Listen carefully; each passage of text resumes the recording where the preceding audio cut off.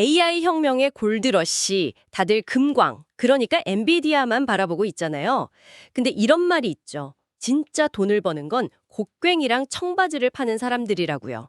오늘 저희는 바로 그 곡괭이와 청바지를 파는 기업들, 이 거대한 흐름 뒤에서 조용히 하지만 엄청난 부를 쌓고 있는 두 회사를 한번 추적해 보려고 합니다. 어쩌면 진짜 금은 바로 여기에 있을지도 모릅니다. 아, 그거 아주 흥미로운 비유네요. 실제로 엔비디아의 CEO 젠슨 황이 그랬거든요. 2030년까지 데이터 센터 운영자들이 AI 인프라에 쏟아부을 돈이 연간 최대 4조 달러에 달할 거라고요. 그건 뭐 금광의 규모가 상상을 초월한다는 뜻이고요.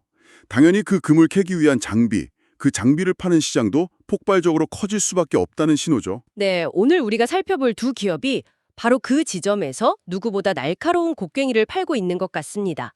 첫 번째 기업부터 바로 파고 들어가 보죠. 코닝입니다. 많은 분들이 코닝, 그거 아이폰 고릴라 글래스 만드는 회사 아니야? 하실 텐데 맞습니다. 그렇죠. 보통 그렇게들 알고 계시죠. 근데요, 올해 코닝 주가가 무려 83%나 폭등했는데 그 이유가 스마트폰이 아니었어요. 바로 AI 데이터 센터 때문이었습니다. 이게 정말 재밌는 포인트 같아요. 네, 핵심은 데이터 센터에 신경망을 까는 사업, 바로 광섬유 케이블에 있습니다. AI 시대의 데이터 센터는요, 이전과는 뭐 비교도 안 될 만큼 방대한 양의 데이터를 처리해야 하거든요. 그것도 지연 없이 거의 실시간으로요. 기존의 구리 케이블로는 이제 한계에 부딪혔다. 이 말씀이시죠? 네, 물리적인 한계죠. 광섬유는 빛의 속도로 훨씬 많은 데이터를 훨씬 더 멀리 보낼 수 있습니다. 이건 이제 선택의 문제가 아니라 AI 인프라의 필수 조건이 된 겁니다. 구체적으로 어느 정도인가요? 제가 본 바로는 엔비디아 최신 데이터 센터 노드 하나에 들어가는 구리 케이블만 해도 거의 3.2km라고 하던데요. 네, 맞습니다. 와, 이걸 전부 광섬유로 바꾼다고 생각하면 정말 어마어마한 시장이 열리는 거네요. 코닝 CEO가 이 시장이 두세 배는 더 커질 거라고 자신하던데 허풍이 아니었군요. 그 자신감은 이미 숫자로 증명되고 있습니다. 2023년 3분기 실적을 보면요. 코닝의 전체 매출은 전년 대비 14% 증가해서 42억 7천만 달러였어요. 14%. 나쁘지 않네요. 근데 이 중에서 광통신 부문 매출만 딱 떼어놓고 보면 무려 33%나 성장해서 16억 5천만 달러를 기록했습니다. 전체 회사 성장률을 2배 이상 뛰어넘는 수치죠. 잠깐만요. 여기서 더 파고들어야 할 부분이 있습니다. 광통신 부문 내에서도 AI 데이터 센터 수요가 집중된 엔터프라이즈 분야. 이쪽 성장은 무려 58%에 달했다고요. 네, 58%입니다. 아니, 전체 광통신 성장이 33%인데 특정 분야만 58%라는 건 이건 뭐 사실상 AI가 다른 모든 부문의 부진을 다 메우고도 남을 만큼 혼자서 회사를 끌고 가고 있다는 뜻이네요. 와, 생각보다 AI에 대한 의존도가 훨씬 더 심각한 수준인데요. 바로 그 지점이 이 이야기의 핵심입니다. AI가 코닝의 핵심 성장 동력이 된 거죠. 그리고 이게 정말 중요한 변화인 게 과거 코닝의 광통신 사업은 통신사들의 인터넷망 구축에 의존했어요. 아, 그렇죠. 경기를 많이 탔겠네요. 네, 정부 정책이나 경기 사이클에 따라서 변동성이 아주 컸습니다.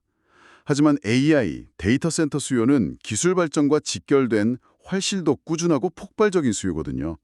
즉, 코닝이 이제 변덕스러운 인프라 기업에서 AI라는 거대한 기술 패러다임에 직접 올라탄 성장주로 체질을 완전히 바꾸고 있다는 강력한 신호로 볼 수 있는 거죠. 회사의 DNA 자체가 바뀌고 있다. 이익 측면을 보면 그 변화가 더 극명하게 드러날 것 같은데요. 맞습니다. 3분기 광통신 부문 순이익이 2억 9,500만 달러였는데요. 전년 대비 69%나 급증했습니다. 더 놀라운 건 이게 코닝 전체 순이익 5억 8,500만 달러의 절반을 넘는다는 사실입니다. 이제 광통신, 특히 AI 데이터 센터 사업이 코닝의 이익을 책임지는 가장이 된 셈이죠. 알겠습니다. 사업 체질이 바뀌고 있고 실적도 폭발적이라는 건 확인했습니다. 근데 여기서 투자자로서 당연히 드는 의문이 있어요. 광섬유 기술 자체가 아주 새로운 건 아니잖아요. 코닝이 이렇게 잘 나가는 걸 보고 다른 경쟁사들이 가만히 있을까요? 이 시장에 막 뛰어들어서 가격 경쟁을 시작하면 코닝의 이익도 줄어들 수 있는 거 아닌가요? 소위 말하는 경제적 해자가 확실한가요? 아주 날카로운 지적이십니다. 그리고 많은 투자자들이 우려하는 부분이기도 하죠. 하지만 코닝의 해자는 생각보다 깊고 넓습니다. 첫째는 기술적 장벽이에요. 코닝은 1970년에 세계 최초로 저손실 광섬유를 발명한 회사입니다. 반세기 동안 쌓아온 R&D 역량과 특허, 이게 후발주자들이 따라오기 힘든 격차를 만들죠. 역사와 기술이 있군요. 네. 그리고 둘째, 더 중요한 건 규모의 경제와 신뢰입니다. 데이터 센터는 단일 초에 장애도 용납되지 않는 곳이잖아요. 상상해보세요. 수십억 달러짜리 GPU가 코닝의 케이블이 불량이라서 멈춘다고요. 끔찍하죠? 와, 상상만 해도 끔찍하네요. 그렇죠. 데이터 센터 운영사들은 검증된 그리고 필요한 물량을 제때 안정적으로 공급할 수 있는 코닝을 선택할 수밖에 없는 겁니다. 이건 단순히 값싼 제품을 만드는 것과는 차원이 다른 경쟁력입니다. 그렇군요. 단순히 제품을 파는 게 아니라 AI 시대의 안정성이라는 가치를 파는 거네요. 그럼 이 모든 걸 종합했을 때 가치 평가, 즉 밸류에이션은 어떻습니까? 이렇게 강력한 AI 플레이어면 주가도 이미 비쌀 대로 비싼 거 아닐까요? 그게 바로 가장 흥미로운 지점입니다. 코닝의 주가 수익 비율 PE가 약 35.9배 수준이에요. 이게 어느 정도냐면 AI 칩의 대장인 엔비디아는 45.2배, AMD는 57.9배에 달합니다. 생각보다 차이가 꽤 나네요. 네, AI 혁명의 핵심 동력으로 체질 개선을 마쳤는데도 시장은 아직 코닝을 반도체 주식들보다 훨씬 저렴하게 평가하고 있는 거죠. 아직 시장이 코닝의 변신을 완전히 가격에 반영하지 못했다. 이런 해석이 가능합니다. 코닝이 데이터가 이동하는 초고속 도로를 깔았다면 이제 그 도로 끝에 있는 목적지를 봐야겠죠. 데이터가 GPU라는 두뇌에 도착했을 때 그 엄청난 정보를 즉각적으로 처리하려면 두뇌 바로 옆에 초고속 작업대가 필요합니다. 그 작업대를 만드는 회사가 바로 우리의 두 번째 주인공, 마이크론 테크놀로지입니다. 그렇습니다. 마이크론은 메모리 반도체, 특히 HBM의 강자죠. HBM, 즉 고대역폭 메모리, 이게 AI 시대의 심장인 GPU의 잠재력을 100% 끌어내는데 아주 필수적입니다. HBM의 역할, 좀 더 쉽게 설명해 주실 수 있을까요? 네, 최고의 슈퍼컴퓨터 두뇌, 그러니까 GPU가 있어도요. 거기에 필요한 데이터를 제때 공급해주지 못하면 그냥 비싼 고철 덩어리에 불과합니다. HBM은 바로 그 두뇌가 생각하고 연산하는 데 필요한 정보를 지연 없이 즉각적으로 공급해주는 초고속 단기 기억 장치 역할을 하는 거죠. 마이크론의 HBM이 시장에서 특히 주목받는 이유가 있을 텐데요. 경쟁사들도 HBM을 만드니까요. 마이크론 HBM3E 솔루션이 가진 진짜 무기는요. 단순한 스펙을 넘어섭니다. 경쟁 제품보다 용량이 50% 더 크면서 에너지 소비는 최대 30% 더 적어요. 여기서 에너지 소비가 30% 적다는 점에 주목해야 합니다. 에너지 소비가 적다는 게 그렇게 중요한가요? 전기요금 좀 아끼는 수준? 그 정도 아닌가요? 아니요, 그 이상입니다. 데이터 센터에서 가장 큰 골칫거리자 운영 비용의 상당 부분을 차지하는 게 바로 열이거든요. 수만 개의 칩이 내뿜는 열을 식히기 위해 엄청난 냉각 시스템을 돌려야 하죠. 아하. 전력 소비가 적다는 건 곧 발열이 적다는 뜻이고 이건 데이터 센터 전체의 냉각 비용 절감으로 바로 이어집니다. 개별 칩의 성능을 넘어서 데이터 센터의 총 소유 비용, TCO를 낮춰주는 이점. 이게 바로 엔비디아나 AMD 같은 고객사들이 마이크론을 선택하는 결정적인 이유 중 하나가 되는 겁니다. 아, 단순히 칩 하나를 파는 게 아니라 데이터 센터의 운영 효율성이라는 솔루션을 함께 파는 셈이군요. 그리고 그 가치를 업계 최고 기업들이 먼저 알아봤다는 게 중요해 보입니다. 엔비디아의 블랙웰 울트라, AMD의 MI305 같은 최신 플래그십 GPU에 마이크론의 HBM이 탑재된다고요. 네, 이건 마이크론이 우리 제품 최고예요 라고 말하는 게 아니라 시장의 리더들이 우리의 최고 제품에는 마이크론의 메모리가 필요하다고 공인해준 셈이네요. 정확합니다. 그 결과는 엄청난 수요로 이어지고 있죠. 마이크론의 2026년 HBM3의 공급 물량은 이미 거의 다 팔렸습니다. 벌써요? 네. 그리고 여기서 그치지 않고 이미 용량을 60% 늘리고 에너지 효율을 20% 더 개선한 차세대 HBM4 샘플을 고객사에 보내면서 한 발 앞서 나가고 있습니다. 기술 리더십을 계속 유지하겠다는 강력한 의지를 보여주는 거죠. 실적에서도 이런 폭발적인 성장이 나타나고 있겠죠. 그럼요. 2025 회계연도 전체 매출은 373억 달러로 49% 증가하면서 사상 최고치를 경신했습니다. 근데요, HBM 매출이 포함된 클라우드 메모리 사업부만 떼어놓고 보면 매출이 무려 257%나 급증해서 135억 달러에 달했습니다. 257%요? 네. 회사의 다른 모든 사업부 성장을 합친 것보다도 훨씬 더 빠른 속도로 질주하고 있는 겁니다. 자, 여기서도 아까 코닝에 던졌던 똑같은 질문을 하지 않을 수 없습니다.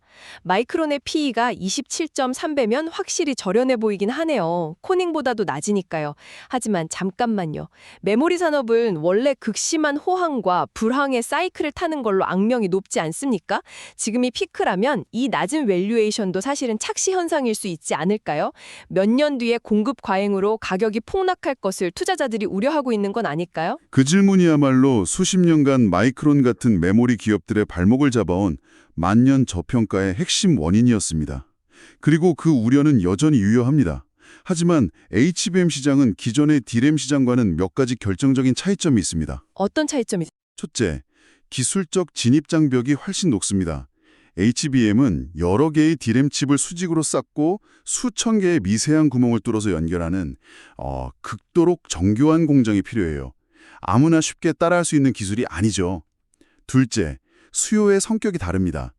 과거 D램 수요는 PC나 스마트폰 판매량 같은 경기 사이클에 민감했지만 HBM 수요는 AI 기술 발전이라는 거대한 패러다임에 묶여 있습니다. 아, 훨씬 더 장기적이고 구조적인 수요라는 거군요. 네, 물론 사이클의 위험이 완전히 사라진 것은 아니지만 과거와는 다른 양상이 펼쳐질 가능성이 높다고 보는 시각이 우세합니다. 그렇군요.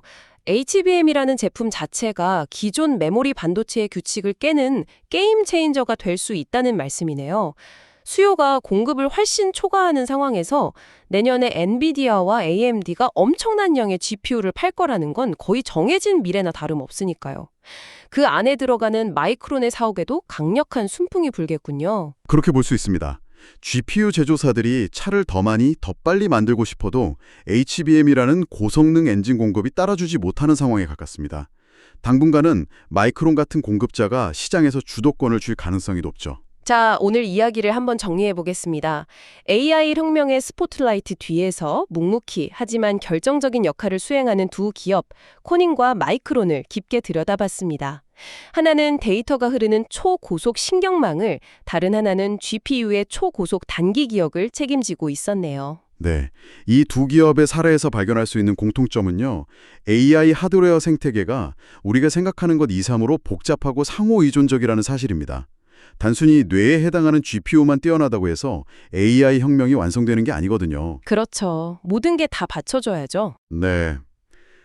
그 뇌의 데이터를 빛의 속도로 전달하는 신경계, 즉 광섬유와 그 뇌가 즉각적으로 정보를 꺼내 쓸 수 있는 단기 기억, 즉 HBM이 완벽한 조화를 이뤄야만 진정한 성능을 발휘되는 거죠.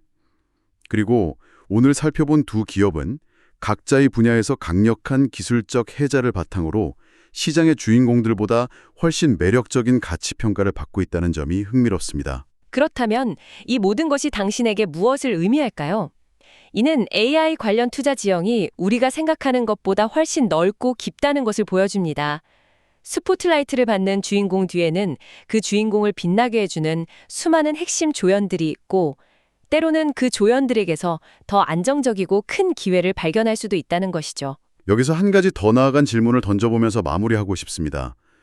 AI 모델이 점점 더 복잡해지고 더 많은 데이터를 요구함에 따라 앞으로는 또 어떤 지금까지는 눈에 잘 띄지 않았던 인프라 구성 요소가 결정적인 병목 지점이 되거나 혹은 거대한 기회의 문을 열게 될까요? 예를 들면 어떤 것들이 있을까요? 예를 들어 수만 개의 GPU가 내뿜는 엄청난 열을 식히기 위한 차세대 데이터 센터 냉각 시스템, 천문학적인 전력을 안정적으로 공급하고 관리하는 전력 기술, 심지어는 이 모든 것을 담을 데이터 센터를 지을 최적의 입지와 물리적인 부동산까지도 말이죠.